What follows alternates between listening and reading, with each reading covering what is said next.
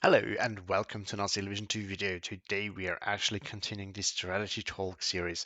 I've had one initial video of this and then kind of forgot about it. It's not that I actually forgot, but that I just didn't have any good content ready and I didn't really scout for new one. And I was really busy with cast and everything. But yeah, I do want to continue with this. So if you don't know what this is about, so this is basically a video where we do a cast as regular, either as a like in one piece, or sometimes it might be specific parts of a game. And I do want to just spend a little bit more time about some aspects of the game, look at things, why they work, why they don't work, what would be better here, things like that.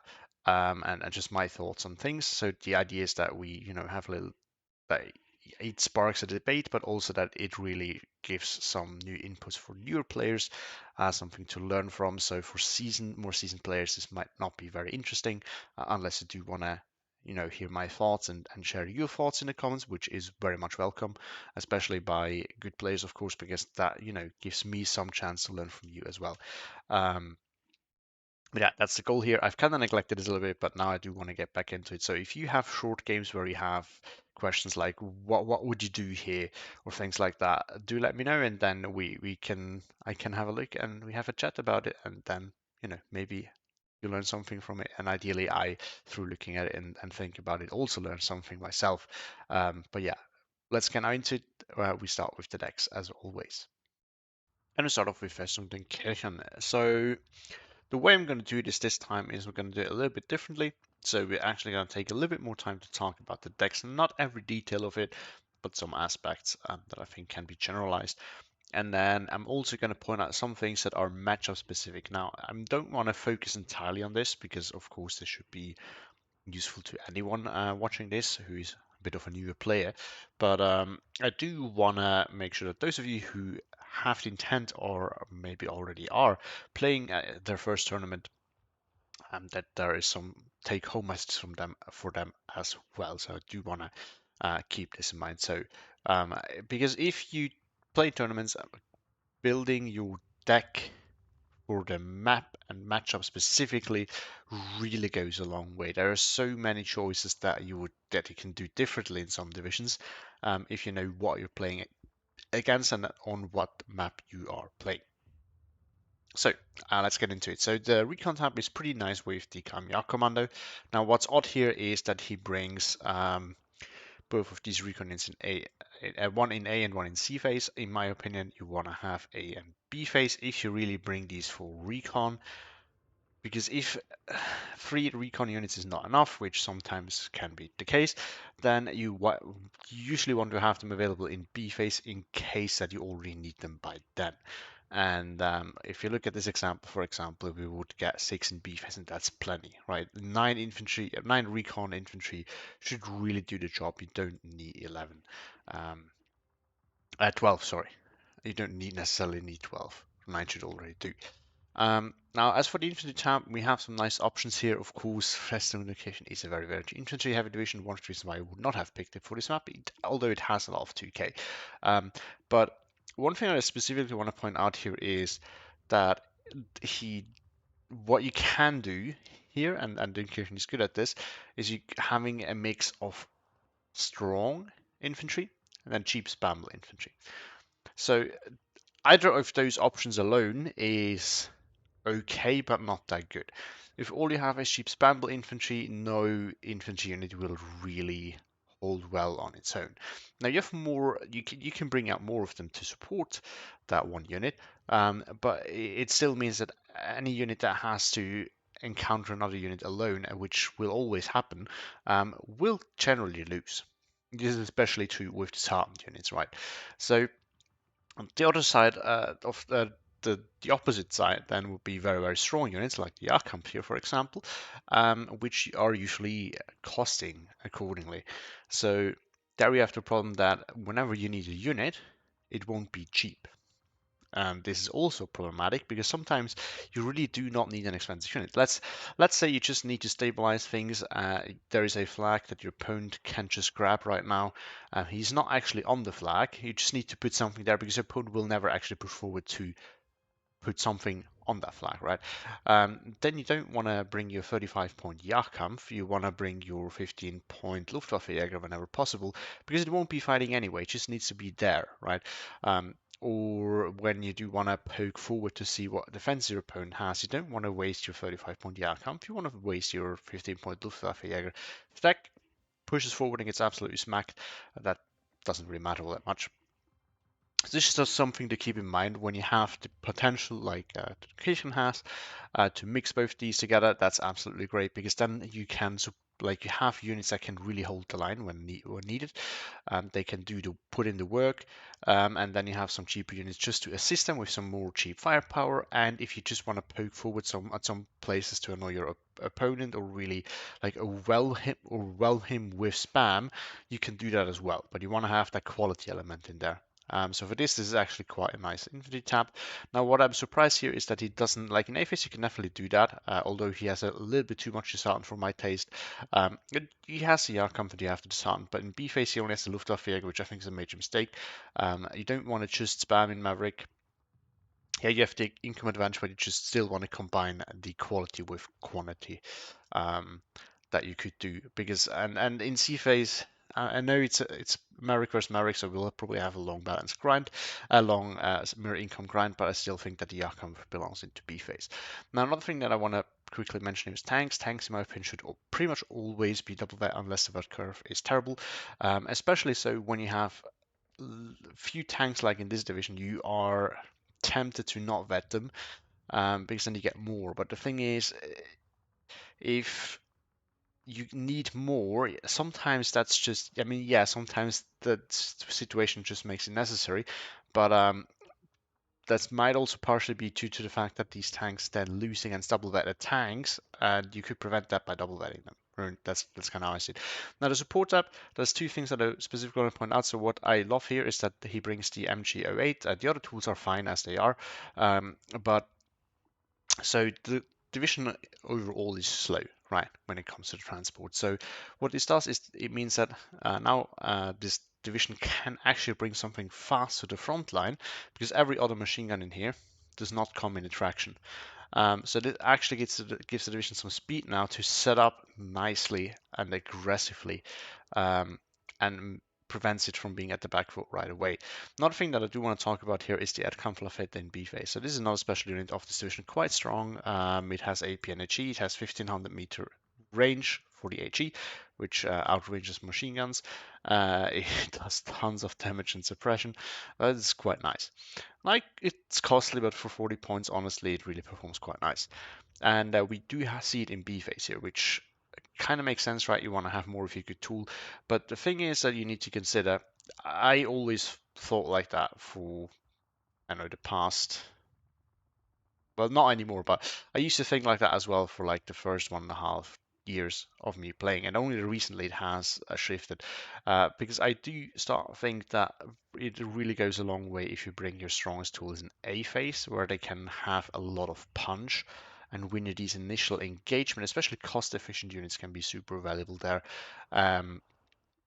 Early on to bring you ahead, and this might then win you the game in the long run, getting ahead early on. So this is how I have started to see, and what I would 100% recommend you to try. And I still get this thought process, especially, and this is not the case here, but especially when you play balance, I do get that concept, and I still do it myself sometimes. But I would strongly advise you to consider using these strong tools early on as well. Now, nothing to say about the T tab here. The A tab, I just want to point this out. In this matchup, this is absolutely correct in my opinion. Maybe this is a bit overkill. But one thing I do want to point out here specifically is that if you have the cheap AA available and you do have the slots, I would definitely take one card of them, either like that, single vet, or maybe double vet. Two is a little bit low, but if you, for example, could get the transport as well, that would be great, because then you have a cheaper option available to you if your opponent brings something that is not that doesn't actually require a flag 43, right? Like some low resilience recon play, for example. A bad resilience recon play. So that's definitely something. Because I also want to point out here, he brings them in the Lafley, which is a fast transport, special thing of this division. So quite cool that he makes use of that.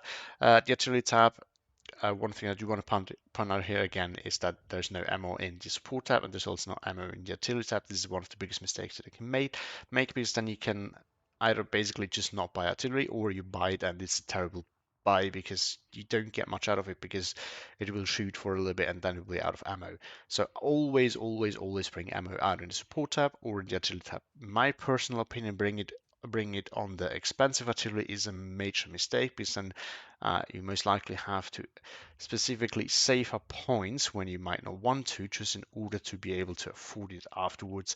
And I think this is a major mistake. So with these big guns, they are pricey as they are, so better not bring them with ammo. And yes, I know it's not super point efficient to bring in the support tab separately, but that at least gives you that little bit of flexibility when you call what in. And on this side, we have guards armored. So a recon tab is pretty standard with some stack hunts and snipers. You do have recon cromwells and recon stewards as well. Especially stewards with the 50 cal, I would recommend. Generally, having some recon tanks is useful. The snipers, what I do like to see is that one of them in A phase comes in with the 2-inch carry, which can be super handy. Now, the infantry tab is where we first have to talk about something in a bit more detail, and this is not having CQC in A phase, which is the major issue here, in my opinion. And then we also have to talk about the unit choices real quick. So I think it's a massive mistake not taking CQC in A. If you are really limiting yourself on CQC, in my opinion, it is better to take it in A phase, where you can then try to win initial engagements where you might need to fight at CQC range, win them, and then try to prevent your opponent from getting back in, as opposed to letting your opponent take everything that would need CQC engagements, and then having to struggle with getting back in B phase. So this is where I would definitely do this differently. Now you can actually have room for it the way he sets it up right now. You don't need 3 cards of land infantry in A phase, especially if you have the Vickers to help out as well. So you could just take the field engineers. Advantage of those is that they can come in the cheap. I don't know where he uses all of these cheaps, but you can bring them in the cheap, and then you have fast. It's kind of the flamer, kind of a little flamer of some sorts, just not with flames, but with a TNT. And this is one thing that you could do. The other thing here is rifles are just not good. Now, they are better than motorized rifles, yes, but the motorized rifles can come in with the half track, and that makes them much, much better, because they, for 5 point more, basically get another machine gun that is also mobile. Now, in this matchup specifically, this is actually super useful, because not that much armor and not that much AT in Festung den Kirchen. Now, there's tons of bazookas, but on this specific map, you will probably find positions for your half track where they can avoid getting soaked. So I would 100% take them. Now, in this case, you actually still have 50 cal half tracks left, so why on earth wouldn't you not want to use them, right? Now, if you don't have any left, you can still use the normal ones. They're still going to be super obnoxious to deal with, especially with all the cheap disarmed infantry. It helps because then you can spam cheap half tracks around, and the disarmed infantry will actually be suppressed relatively quickly. So that's what I would recommend. Now, the tank tab is another thing. So generally speaking, you would want to have some stewards in there. Like in general, light armor is super powerful at the moment.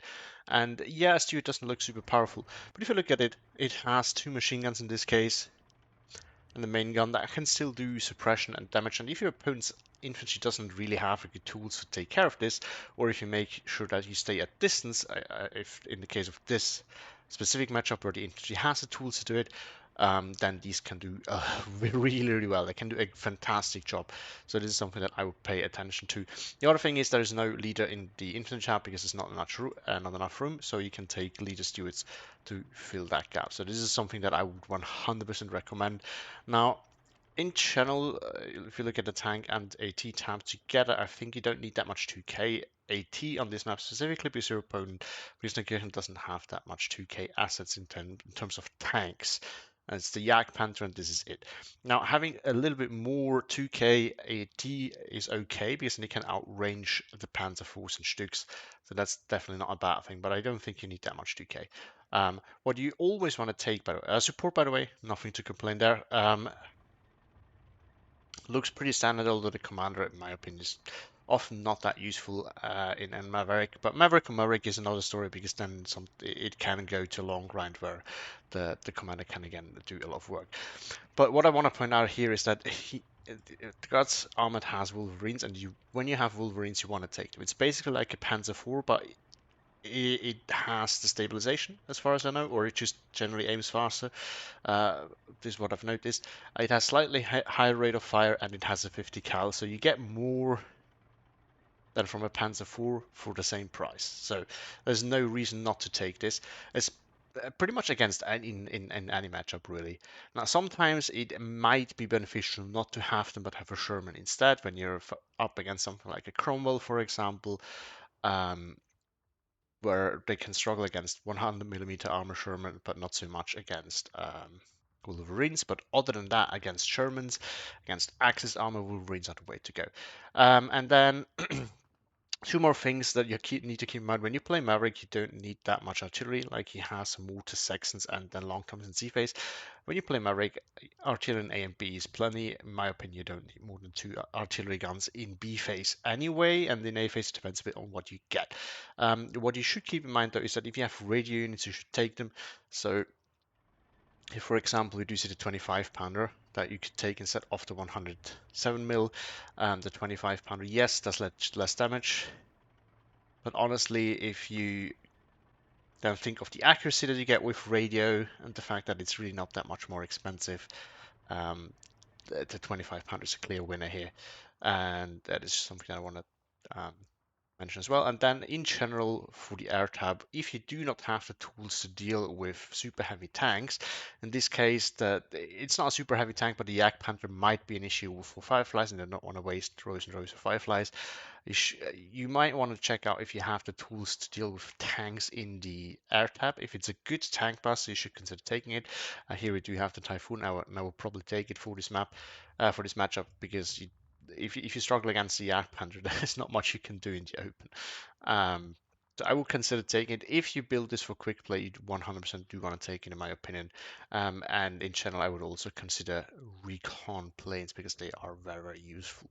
All right, so we're back on Slutsk West. So let's start with the obvious parts, right? So the map is not super balanced. Red side is actually favored. Red side can relatively easily grab this flag, especially at the start.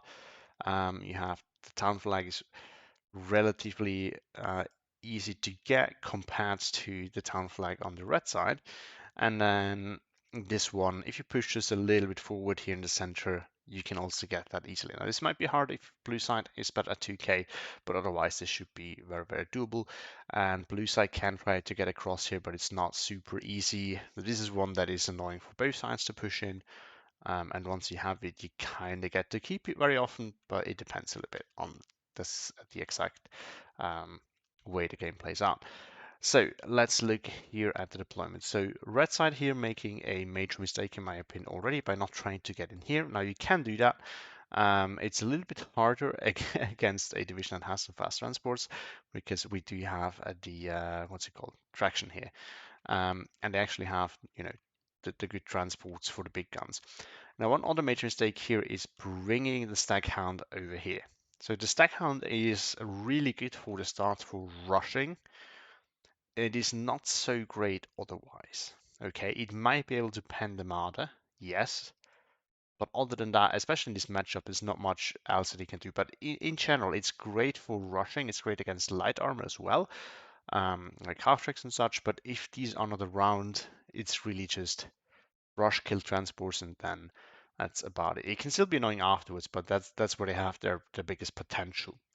And yeah, I mean, you can try to get in here once again. You don't need to. But if you bring the Staghound, use it aggressively. Otherwise, don't bring it, is my opinion.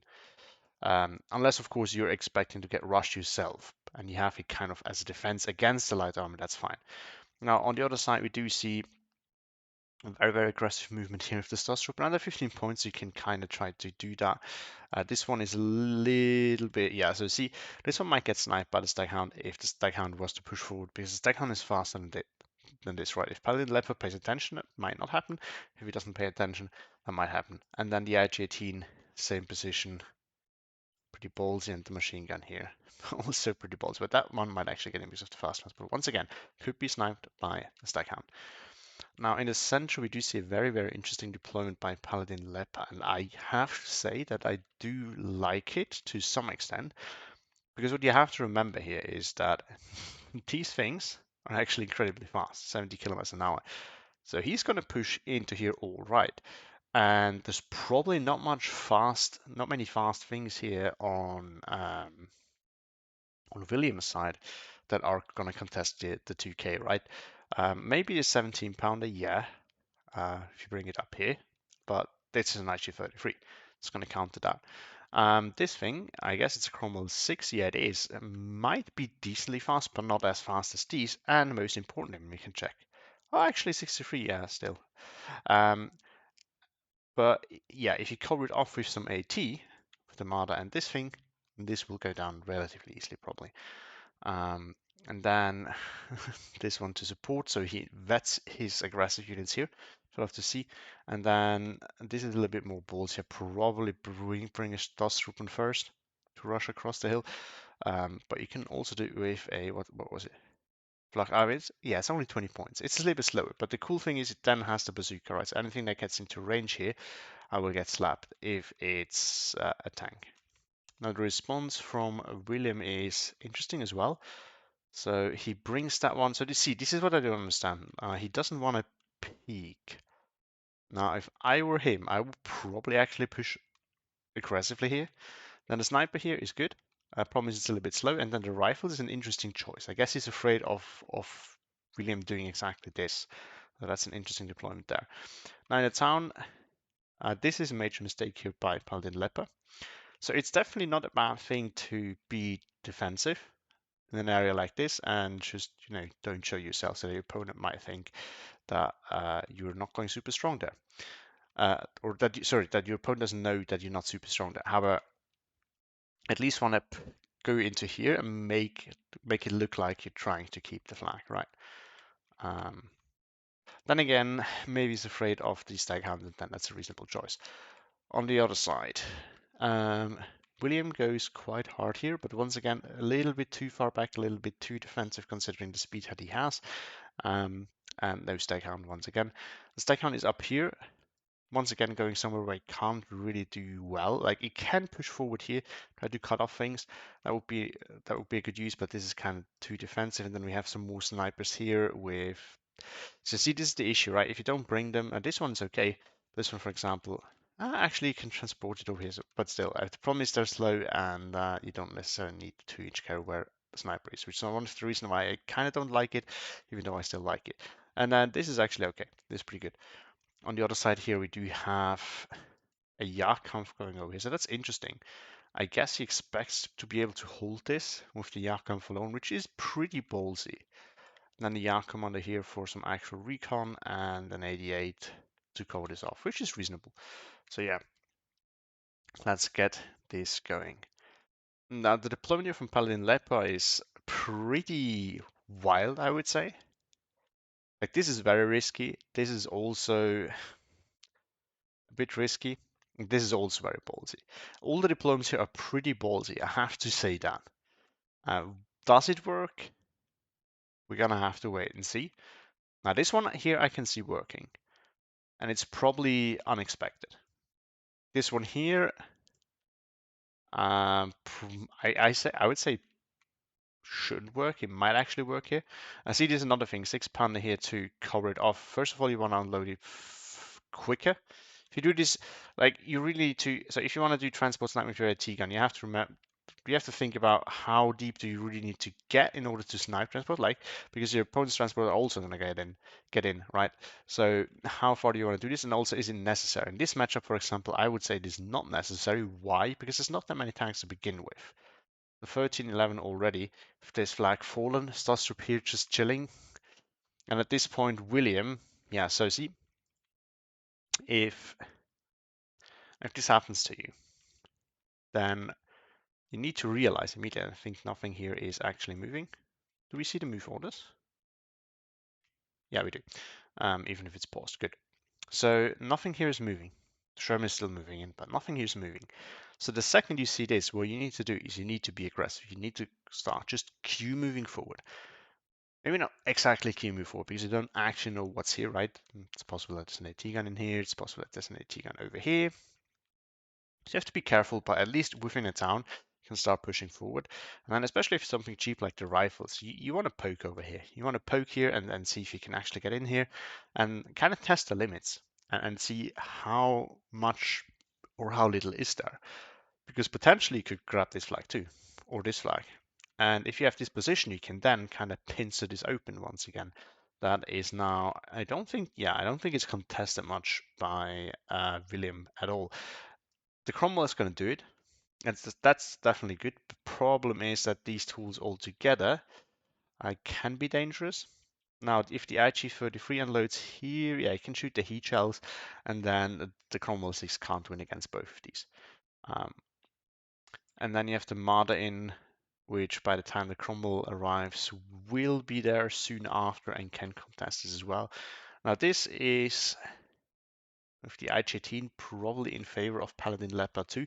But once again, he has invested now a lot into heavy things. This is not something that I would generally recommend because you can easily pick it apart with some artillery. The problem is with this opener now that the heavy guns are also AA guns, so you can't just bomb them. Because that would be another good answer. If these were not AA guns and they're like big and expensive, bomb them. Problem solved. But you can't do this here. Especially if you have like cheap planes, which is not the case for Guards Armored, by the way. But yeah, and see, he has a Spitfire in to deal with the AR. This is just something that you need to know that these are around, and you need to be able to deal with those because once again, they can be quite obnoxious. They're not super strong, but they are annoying for sure. And now we do see reinforcements coming in. Yeah, so he knows that, or he expects his opponent to push, so he reinforces it, which is pretty nice. On the other side, William is a little bit too passive. The Stackhand, of course, cannot really do much. What we can try to do now is you need to try and at least try and get across here. Now this might be difficult, but maybe there's a way. Now also you now want to start buying some artillery, which is counterintuitive if your lines are not looking super good. But right now, if you look at the situation, how it looks like is you have a massive opening here, and it's relatively hard to pick that apart just yet. So first of all, if you look at the price of all these units, you see there's an 88 here, you see there's a 105 here, you see there's an IG-33 here, and some more support weapons, a Panther, a Armada. At least you can't see, but you see there's some more units over there. So you see this, right? So this should really like trigger an alarm. This should tell you like, okay, so my opponent apparently has basically invested everything right here. So now I should just push, right? Still, that's still my point. You want to push here now. You need to push here now. And this is not debatable. Another thing that I want to mention is if you buy these, you want to queue it up to go where you need them. So a 2-inch carry is not going to be needed here in the open. In the town, however, it might be useful. So you want to bring it like over here and tuck it here behind the building, and then you can actually support your units as they are fighting and pushing forward. Same thing here. You can queue it up right at the start, right? Unload here and then move. And this one should be moving in here to help with town fights going on over there. But yeah, so this is what William should be doing now, right? He should immediately start pushing here. Of course, not blindly. Don't just push the tanks forward without any recon yourself, but make sure that you send your infantry first, support them nicely by your tanks, and he could grab a lot of ground here relatively easily.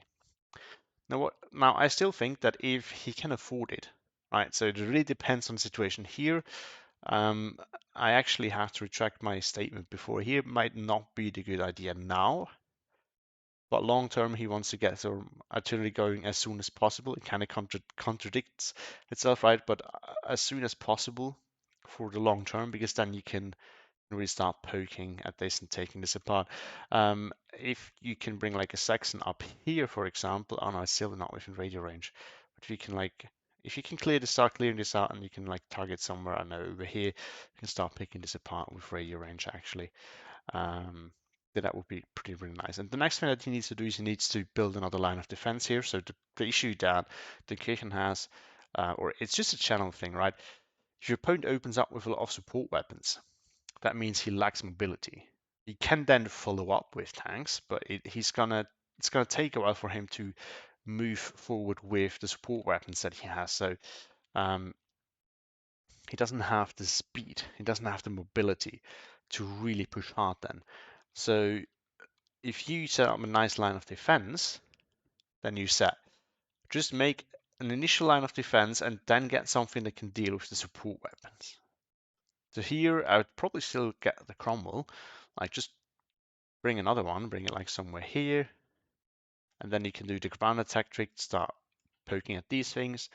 And this is now where, because of the Marder and the pandas, you use your 2k AT that you should have.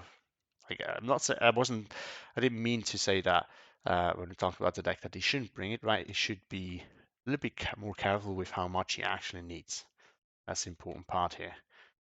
I see he's just driving through. This should not be working. It isn't working. The other one's a little bit, yeah. So the problem is now like his push forward is now fighting where these can see as well. So this is a terrible thing. Now we have a rifles here defensively, which I love to see, but this flag will actually go now.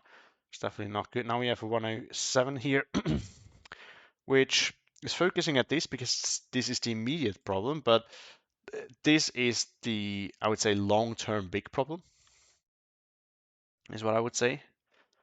Because this is the big support block in the open that will be threatening these flags. This thing right here, because of its positioning, will not threaten any flags anytime soon. So if you have to decide what targets you want to focus on, this is one thing that you have to keep in mind. This was mostly supporting it's mostly a problem for a push that is already going well and that you're not going to stop anymore, right? So that ship has sailed. So this is starting to threaten more flags. So to this situation, you need to react immediately now. And on top of that, this is also a very target-rich environment. Right? If you aim at any of these, there's a decent chance, depending on how big the spread is, that you're going to hit another one or the leader or anything like that. I give him that here. This is the case too, but once again, he probably can't even see that. Let's check over here. So the 2-inch carry has been moved. The rifle speed is losing. So this is where you want to disengage with your rifles and rifle spear, right? Just you keep in mind where this is, then you just shell it with the 2-inch carry, and then you can move forward and get the job done. Yeah, so the Sagan is now chilling here, so this is the problem, right? You'd rather, like, if you want to have it something here, you'd rather want to have an AT gun. So the thing, because it has more range, so if you want a sniper transport, that's actually better for it. If you expect that as a tank moving there, it's better for that too. This is, by the way, something else that I want to mention. So if your opponent starts spamming these cheap planes, especially if he has AA, what you don't want to do is buy fighters yourself. It's generally better to buy AA, at least if you expect your opponent to keep using planes. Because eventually we'll have to buy AA anyway, because your fighter is not going to help you much if your opponent has AA himself. So you will have to buy AA anyway. So the question is really just, is it worth buying a fighter now to deal with the problem, potentially?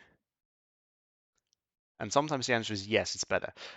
Most of the time I would argue that the AA is the better call because in the long run you are going to need the AA anyway, so might as well just get it over with now, because if you buy a fighter now for 115 points, which is really expensive for a phase right away, right? Especially if you're under pressure, then you still have to buy EA, and you're basically just down 100 points in income, right? So that's definitely not a good thing. Now these are unloaded a little bit too far forward. Stack count is falling back, which is great. These are now just Q moving forward. That's an interesting play. Now the thing here is that the Marder is actually a little bit out of position. You could poke at it from 2k without exposing yourself to these just now. So this is where the Firefly would be now really, really fantastic. The 107 is now going after the blob, which is great. And the good thing is, so this is something that I'd say is not. So I'm not sure if it's happening on purpose. I don't think so, but it's something that you can that's important to know. If So if you have a move, if you have something like this that is not super fast and you want to catch it specific spot, what you can do if you have a cheap unit, like especially Dunkirk could just do this really nicely with the Festungsondir or in BNC phase with the Flak, no, what's it called? The Luftwaffejäger. If you have cheap units that your opponents only can focus on, just throw it there as a bait. For example, if you need a tank to show side armor, throw it there as a bait. Tank shows side armor while, or might be focused shooting at this thing. If the player doesn't micro it, you might be able to pop out from the side and get a side shot. Whereas otherwise, that might be facing direction that your tank isn't, then you can't pen it. Right? Like think of the Jagdpanther, for example, in a matchup where it's rough to pen it from the front. Yeah, now we have a Sherman coming in, not a Sherman. So um, now I know a lot of things are of course easier for us to know because you have the guard vision, right? But what you have to keep in mind is if so having one Sherman here would probably or can in the right spot maybe do some work. The problem is it gets outranged by all these things, maybe not the IT-33, but by the Marder, by the 105. You have to also be careful because the Jagdkampf.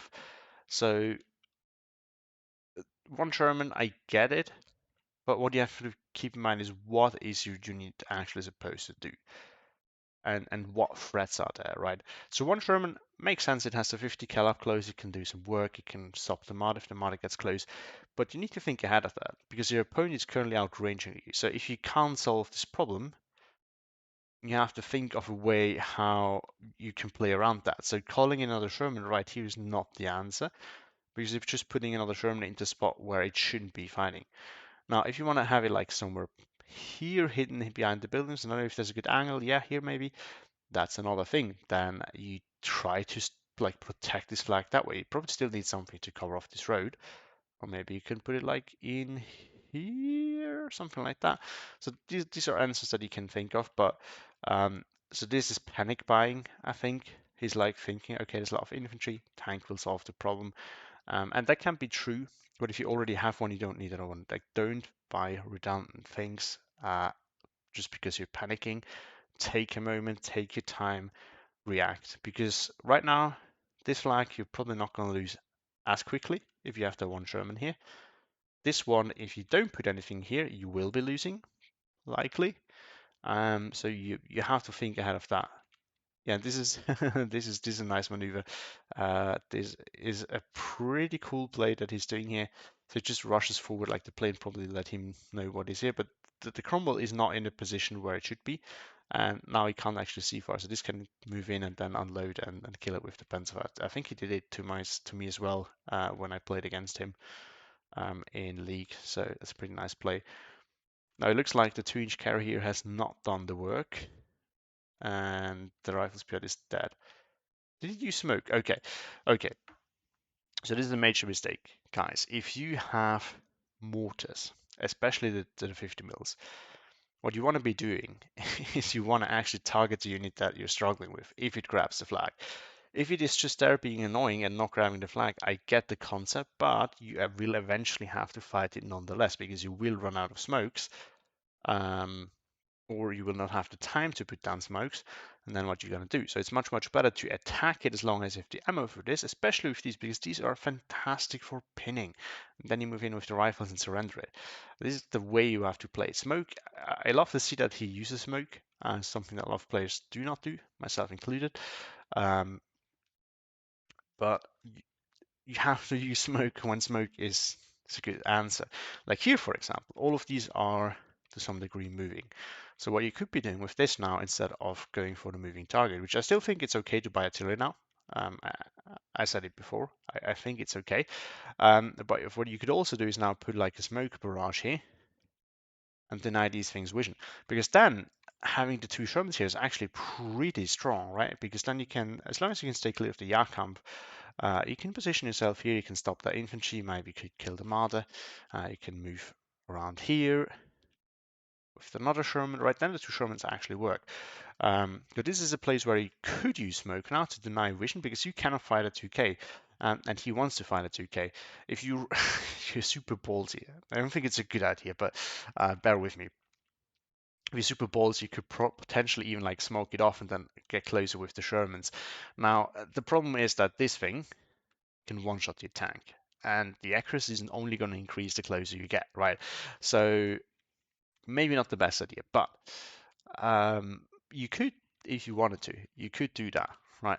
You could get up close and personal with the Shermans while while these are getting shelled, and then with the 50 cals, you might be able to do some work here. And while everything here is not moving, you can then open up with the mortar once again. That might be an idea.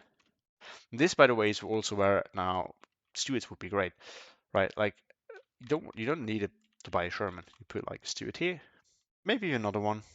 Still 50 points compared to 80. You have them like in here, or even here. Yeah, here's probably a good spot because then your opponent has to move the Marder and the 105 a little bit more, and then they can really pick apart this infantry and stop it very, very efficiently.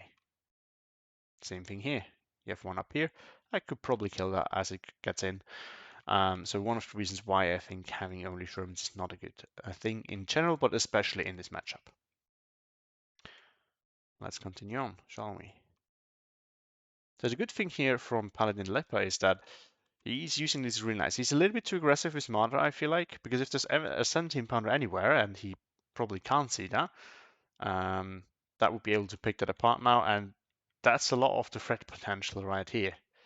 Right, because anything, because like Cromwell, oh, the Cromwell 6 actually gets the kill here, pretty nice. So did he move it back? He did. But the Cromwell 6, like another Cromwell 6 here, could potentially threaten all of this. So what's really preventing William from doing this is the Marder. So Marder can then move forward. But now if William had invested in a 17 pounder or a what's it called? A Firefly, that would not be working. Now we have to be careful with pushing tanks forward, so it's probably gonna die to the Yakamp here. So I'm gonna oh we can do that. Can watch. I'm pretty sure that will maybe the Marder kills it before that. It's the first shot off, looks like got a pen. Turns the favor. Oh, the APCR is on. So you got lucky that you got a crew pen. It could have been another crit as well. Then it wouldn't have worked. So now the Yakam's going to get in here though. On the second one gets the kill. Now a Piet is coming in, so this is a good thing. Right, if you just need to hold the flag, just putting an infantry unit there to hold it for now can be enough, right? He doesn't need, if he doesn't have the answer to contest, it's just now what he needs to do is make sure that he doesn't need the flag unnecessarily. So it's better to invest into another defense rather like temporarily rather than trying to stop this desperately. It is a temporary measure, but it's a relatively cheap one. The rifles would be even cheaper, but that's okay as well. But yeah, so one of the issues here is, of course, that he doesn't actually have vision now. So this Sherman might actually run into infantry. You don't want to run this far forward, so he already reacted and put it like up here. And if anything tries to get closer now, it should be spotted by the Sherman. The Sherman can wreck it. But you have to be really, really careful. The first one was already a little bit too ballsy because of how far the front line was, right? It would have run into this Yakamp, probably wouldn't have spotted it in time, and then would have gone down to the Panzerschreck there. So this is something that you have to keep in mind. Don't bring your tanks to front, right? Here, instead of moving forward, he should have waited, brought some infantry, like I don't know, maybe in here, and then he could have decided to move forward with the Shermans if he wanted to. Now, what I actually see as a major mistake is the second 107. So two things here. First of all, they're already on the move, right? Which makes it hard to target with this one, which is realized, I think. So now is then not the time to bring another mortar, because it's not going to solve the fundamental problem. You want to fight soft targets, but they're on the move. You can lead, of course. It's sometimes a bit difficult, so I'm not judging him for not doing that. But if this is already a problem, why buy the same answer to the problem, especially if the answer still doesn't solve it, right? Secondly, as a general rule, if your line is collapsing, and now before that it was threatened, but now it's really collapsing. If your line is collapsing, do not buy artillery and do not buy planes, because all that it does is it weakens your front line because you have less there. You would need things at the front line right now, and if your opponent is in full advance, a mortar won't like artillery won't solve the issue. And a plane will temporarily stop something, but the problem is once it's gone, everything else can still move again. And the plane's very, very expensive. Your opponent can, in the meantime, just invest a little bit more infantry or whatnot to continue his push. Right, so unless you can pick apart a key unit of a push. Like let's say that there would be 2 KHE here, and maybe even some other supporting units, but that's the Jagdpanzer. Like forget about all these. Like let's say the Jagdpanther is here, and you're not so sure that your Fireflies can win against that because most likely they will struggle penning it, and the Jagdpanther will just kill them, easy peasy. So if you now buy a rocket Typhoon, right, to kill that off, that would be a good response. Your front line might be collapsing, but you are killing the one thing that sustains this whole push, right? Because if everything else here was the infantry, and then one Jagdpanther, the infantry you can deal with, right? You have the Shermans that can do a lot of support for your own infantry. That should win eventually. But the Jagdpanther you can't deal with. Then it's a good response. But in a situation like this, planes and artillery are the worst thing that you can do. Right, because you can see the Sherman here still needs some vision. There's still no infantry coming in for that. Now, another thing that I want to mention is that you can see that Paladin Lepa has now started reinforcing here. So what this means is that the time window where William could have pushed here has kind of closed.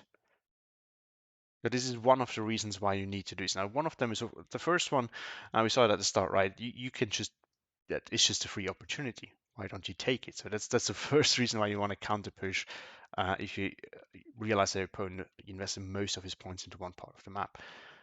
Now, the other reason is that the longer the game goes, the less likely is that you get to do that because he reinforces. And the last reason, this is most important and very, very significant right here, that has to do with breaking your opponent's momentum. So you see, if William decides to counter push here now, or would have decided right to start a counter push here, he probably would have been able to grab this flag for sure. He might have been able to pressure this one. It really depends on what would have happened with this 88, because yeah, Commander could have been a little bit of a problem to get it in combination with the 88. But he might have been able to now threaten these two flags. If he would have been able to get very deep, he might have been able to get like a flank here with, he still has a Cromwell 6 here, right? To get nice flanking here with this Cromwell 6, then this one up here. He could have moved this around. We're going to get to that anyway. But this is something that you could have done. And if that would have happened, Paladin Leopard would have had two choices. So the one choice is to basically give this up and put everything in this push right here. And you know, that could work. Maybe he takes everything here. But if he does, Paladin Leopard can then take everything here. So both players roughly get the same out of this, right? Now, if you don't do this, you have a lot of forces here, and then you desperately have to try to put things in here. Oh, sorry, the other options, by the way. The other option is that Paladin Leopard could decide to not reinforce this push further, and instead build up his defenses here to not lose the whole flank, right? But that would mean that William can now has now a better chance of holding this. But if Paladin Leopard decides to continue pushing here, William has the same choice. Does he want to fully reinforce into this push and make sure that he gets everything and basically trade each trade a half part of the map, or does he want to try and hold this, and maybe if he can keep like these two flags, for example, and just lose these two, but he gains like, I don't know, 3 or 4 up here, then he's actually up, right? So you have these options, you have all these decisions that you can make, but the worst thing that you can do is not use the strong part of your forces and then desperately invest everything that you get from there into stopping a push that is much larger than anything you can bring in fast time. And the second thing that you have to remember, if you're trying to hold this, you do not want to contest it right away. You want to build your defenses far back, right? So what you should have done right from the start is putting things in here and here. Now he did that to some extent, but just did like a few units. that unfortunately is not enough. And then the next thing that I want to point out here is, before we go to the positive things, he has 2 Cromwell 6s. Everything here except for the 1 Marder, which he could bring an answer in for that, for example, instead of another 107, especially at 70 points, like 10 more, throw 10 more in, and you get a 17 pounder, for example. But yes, these 2, they are still here, that do exist, so he could try and poke forward. Now, maybe he was afraid that there was an AT gun here, but you have your infantry to clear that out. But look at things that you have already on the map and ask yourself if you can divert them to where you need, especially if they're not needed where they are right now. Cromwell 7, besides not being that important here in the town in the first place, could really be useful here, so why not use it? This one as well.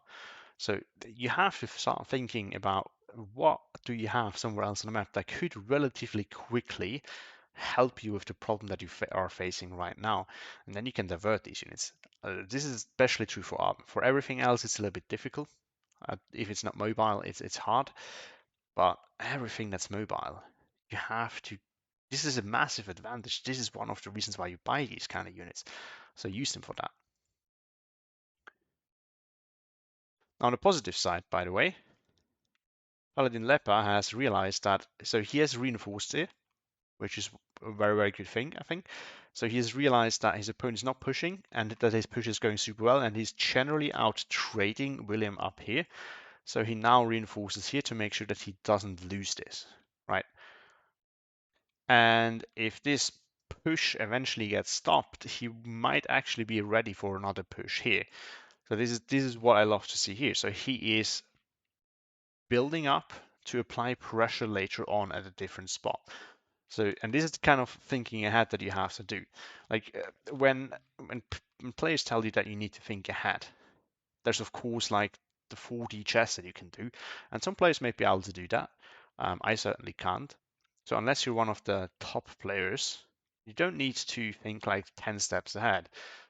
What you need to do though is you need to decide what's the goal here, how are you going to achieve it, and when you achieve it or when you realize that you can't achieve it, what is the next thing you want to do.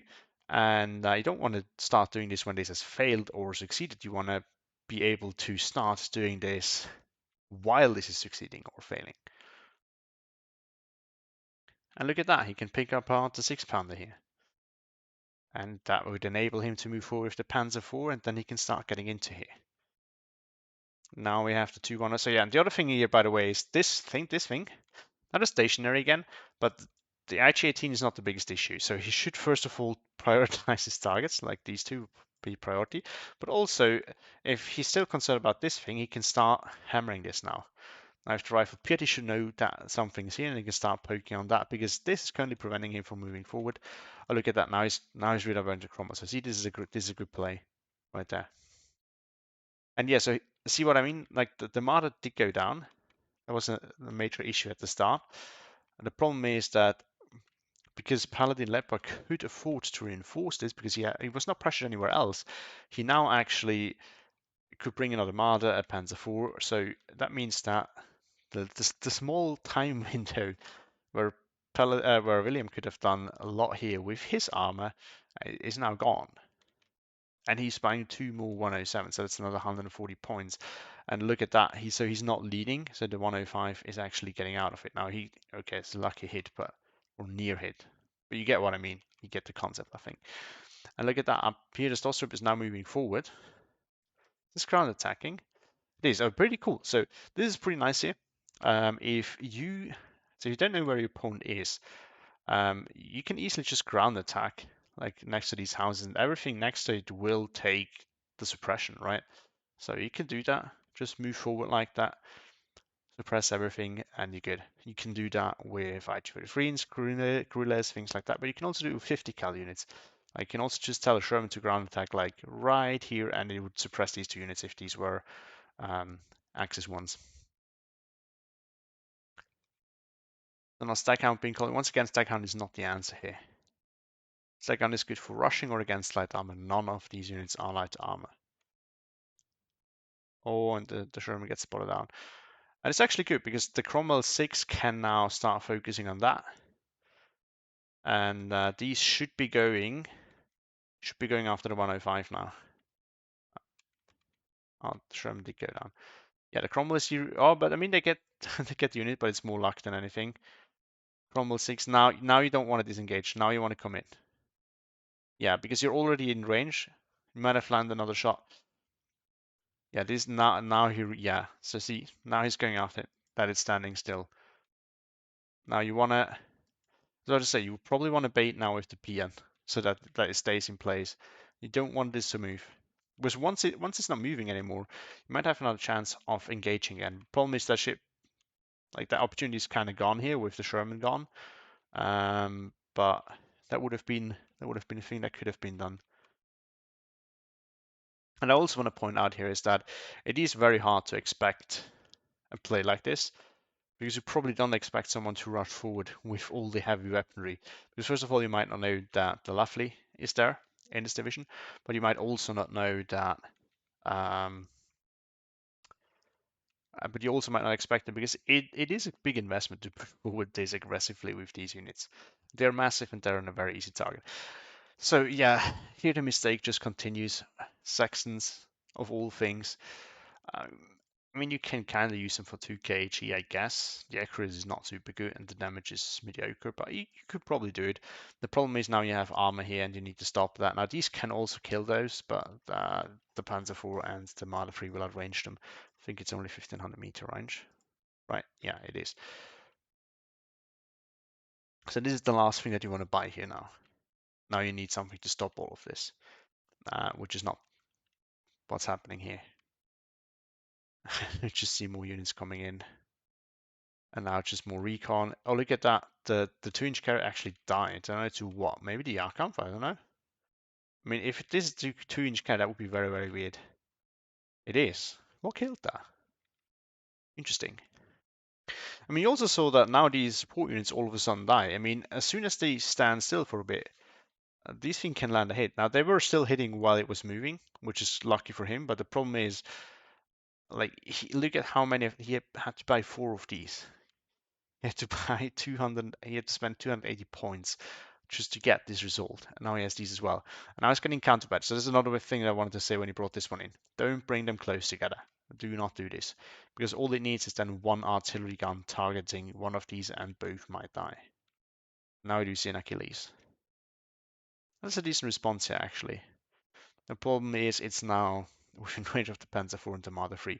And this is why I said when we just looked at the deck that it should be, rather than all the Achilles and Fireflies and 17 pounders or goes down, he should be getting Wolverines. Because they're, for all intents and purposes, same thing as a Panzer IV, just better, and it's cheaper too. I don't need all of these. Is it actually going for the? It's actually going for these. This is very ballsy, but you can do it. And there we go, he's horrendous. I mean, he was getting pushed. I mean, he could have. I think it wasn't like he was in a really bad spot. Yeah, he's getting out traded heavily, but it's not. I don't know. I think he could have started stabilizing. The problem is then where would he push, right? So this is the bigger issue here. And Paladin Leper was doing a great job of just pushing and pushing and pushing and pushing. And this is how you have to do it. But yeah, I hope it was interesting for you. I hope you learned something. I talked a lot, I know, but I hope it helped some players that are new to the game, and I hope it will spark some discussions in the common between players that are a little bit more advanced already, and especially, of course, if one of the top players is watching this and tries to share his opinion on things that either player could have done, something that maybe wasn't actually that good from Paladin Lepa, or something that was actually quite good from William. If you don't agree with anything that I say, please let me know as well. I'm happy to have discussions. This is what I really want to do with this, right? First of all, I of course want to provide some insights for new players, some um, general tips and tricks. But of course, my knowledge is very, very limited as well. I am still learning a lot as well. You never stop learning, but unless you're one of the top players, you always have a lot to learn and improve on. So for me, for example, it's a lot of macro things and some common mistakes that I still do. But anyway, so that's one thing. And of course, as I said, I really want to spark some discussions about some things of this game. And I hope we can all learn from that. So yeah, thank you all for watching. Hope to see you in the comments. Have a great day and see you next time.